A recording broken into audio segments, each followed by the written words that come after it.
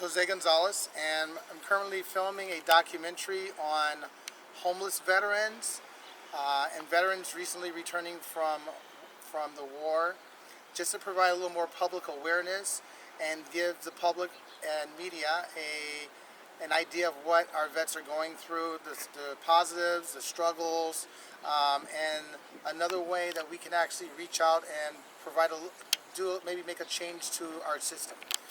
Today I'm actually interviewing Louis. Louis is a veteran, and I'm asking some questions. Sir? My name is Louis Rosen. And you, what age did you go into the military? 17 years old. 17, and you're from where? California. California. Okay. And at what time frame did you go into the service? 1967. 67.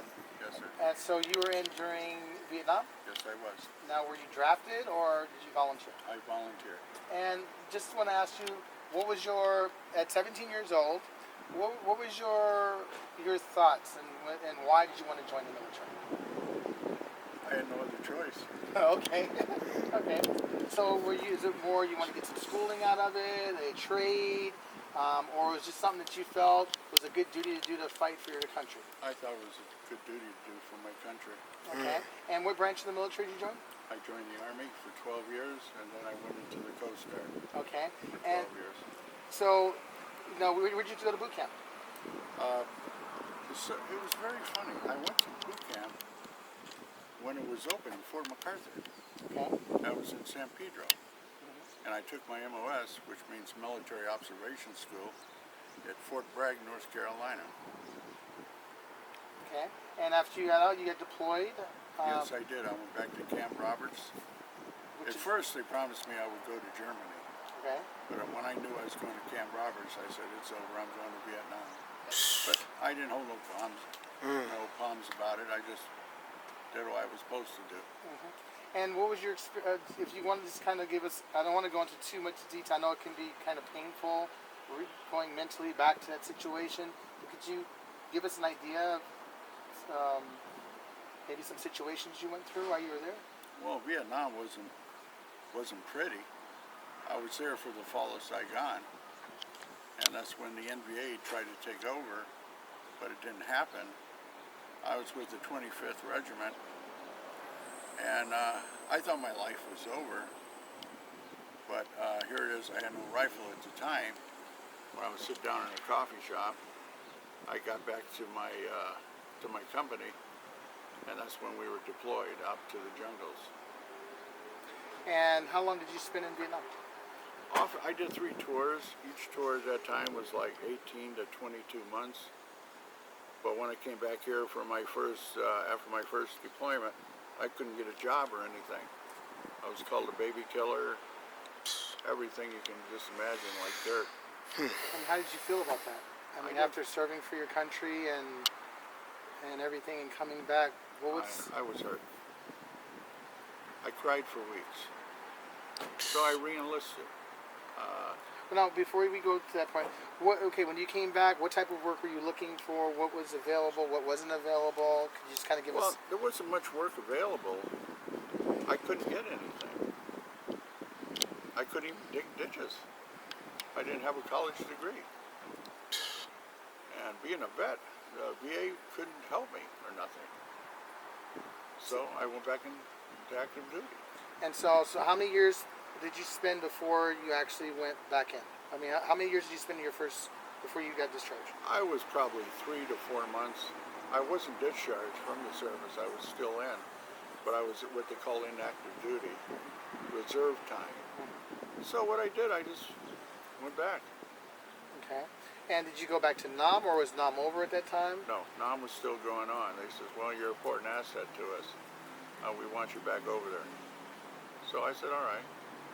And did you receive any types of accommodations while you were in, or when you were serving? Yes, I did. And can you give us an idea of what? I got 3 Purple Hearts. Wow. You got 3 Purple Hearts? Well, thank you. Thank you so much for your service. And when you went back in, you went back into the Army? Yes, I did. And how much time did you spend there? Another 18 months. 18 months? Okay. No, second tour, beg your pardon, was 24 months. A little over 2 years. About 2 years. 2 years. And how long was it before you actually went prior service into the United States Coast Guard? Oh my God. After I was 12 years in the Army, I went into the Coast Guard, and my CO at the time says, "Why do you want to join the Coast Guard?" I told him I got tired of being a target. Nice. And how was your experience in the Coast Guard? I wished I never left. So definitely you would take the Coast Guard was a little different, a little less how would you call it, life-threatening, so to speak. Well, you're in danger at all branches of the service. In the Coast Guard, you're on those small cutters, and men got swept overboard very easily. But the ships in the Coast Guard, if you do what the chief tells you to do, you're going to live. If you don't do what they tell you to do, you're not going to live. Right. I was lucky. I was a chief. I was a master chief. And I got that rank of, I thought I was going to go down in rank, but I didn't, because I was a sergeant major in the Army. And when I went into the Coast Guard, they wanted me because I was in the Cuban crisis. And I am Spanish. I speak Spanish very well. And I've been to Havana before. So I knew the layout pretty well. And so they kept me there. I was in the Antarctic, froze my Rebels Rancheros off on ice cutter, and I was on the Tomahawk. Okay. And that's the Tomahawk for our audience is a cutter. Yes, it is. And what size? Oh God, I forgot. It was big. Oh, it held something like around about 200 men. Okay, so it's pretty decent size. Yes, it was. And then let's fast forward. Okay, so you stayed in the Coast Guard for how many years? 12 years. For 12 years. So you spent a total time 24 years. 24 years serving our country. Yes, I did. And again, thank you for serving us. And can you enlighten us basically on what you came back to? After 24 years serving for the country, after surviving Vietnam, after surviving through the drug bust and so forth in the Coast Guard and everything else, what was your expectations once you retired? Well, in the Coast Guard, you're not full time. You might work 1 month or 1 month off. It's very hard to say. When I was in the Coast Guard, it was under the Department of Transportation. Now I understand it's under Homeland Security. I don't know why they don't have full-time Coast Guardsmen, because we need it. And the Coast Guard is very important to our Homeland Security. Very important. People don't realize how important it is. But I didn't get a very good recognition for what I did. I did a lot of special ops missions. I can't tell you what they were. Trying to get a job and everything. No. And it's very hard to get your documentation from the VA because the records are so messed up. You don't know who's who, what's what. One time, I used to get my stuff, documentations from St. Louis, Missouri. Now, to get your documents for it in the Coast Guard, you got to go to Maryland. I never heard of that before. Wow. So after being discharged, were you ever, I guess a term that they use would be debriefed on how to, did you notice a difference in worlds? Meaning from the military lifestyle coming into the quote-unquote we call the real world? I didn't know what the real world was. I have post-traumatic stress syndrome very badly. Very badly. I wake up at nights. Let me give you a perfect example. My mother, she didn't know where I was for 5 years, and once I come home, my mother never believed I was in the service.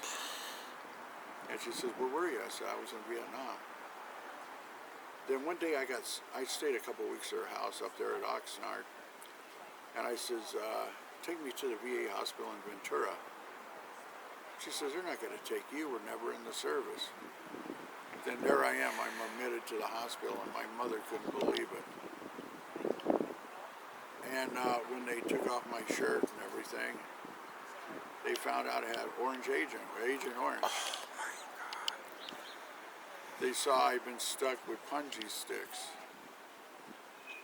I got hit. What are punji sticks? Well, punji sticks are bamboo sticks into the ground. If you get stuck by one, forget it. It's like the three-stepping snake. You take 3 steps and you're gone. But I was lucky. I didn't get infected that bad. Because I did wear Protective gear. They call it so-called protective gear at that time of that year. But you got to remember, this is the 60s and the 70s. Things were different. And as far as, okay, so obviously there was recognition that of certain ailments that you had or disabilities. What did you get any type of compensation for? You know, for what you had done for our country? No, I did not. There was no monetary compensation. I didn't even ask for it. Was there? How about medication? That was another thing I didn't like. When you go to the VA, they give you a bag of pills. Take this, it'll make you happy. And I'm going to say something. I know you're not allowed to cuss over the cameras, but that's a bunch of bullshit. More veterans today, Vietnam vets, are dope fiends. How can you get 120 Vicodins? What are you going to do with that? I'll tell you what he's going to do. He's going to sell them. And why would you sell them? Or why do people sell them? Because vets can't find jobs. You go to Iraq now or Afghanistan, you get a ticket-day parade. I didn't get nothing but a fuck you. Hate to say that. And now that you've been understood that you've been diagnosed with Agent Orange, just really quick, how many types of medication are you provided that you have to take on a monthly basis? Well, I don't go to the VA. I have Medi-Cal, and I have a very good insurance plan. The only time I go to the VA, if it's very important, maybe on emergency basis, but I won't go to Long Beach. You can't understand them there. The VA is supposed to be a practicing hospital for veterans, but I've seen civilians going in there and get waited on because it is a practicing hospital. But when I got back, I didn't get to brief. I didn't want to talk to nobody. After I got back, I didn't want to talk to anybody. I figured things out for myself. And I'll tell you what it is. If my stepfather ever hears this video, which I hope he does, to show him where I was, and I wasn't lying. You, Joe, were in the Air Force, and I was there at the same time you were. But your stepson isn't lying. I was there. I'm the real McCoy. And also, I was at My Lai. So if you don't believe me, fuck you. I can care less. And so coming back, were you able to, after the 20-something years, did it become any simpler now to get employment? What situations did you have to deal with? I was a security guard for years. To get a good job, here it is, the Army trusted me with millions of dollars of equipment. I knew how to operate. I couldn't get a job as a ditch digger. So what's the next best thing? I knew guns, so I became a security guard. I couldn't become a policeman because I was too sick. Look at me now, as you see, I'm in a wheelchair. And that's because of Vietnam. Not the Coast Guard, Vietnam. I got more things wrong with me than Carter has bills. And what's your disability right now, your rating? What do you mean, sir? I mean, don't they rate you as far as a percentage of disability that they give you? Yeah. I believe it or not, I get 10%. 10%? Yes, I do. After being diagnosed with Agent Orange? Yes. After the other injuries that you occurred when you were overseas? Yes. And you get and what does that equate to financially speaking? 300 something.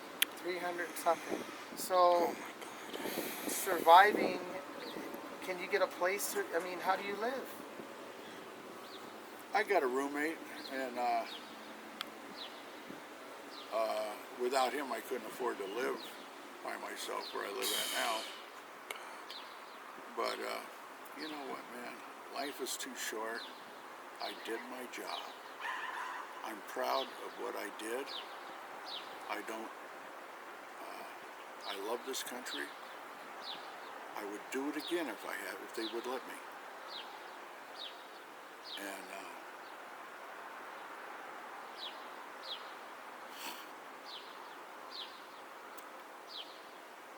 great country. I did my job. I cry every night. It's not fair to other veterans. Please help us. Please.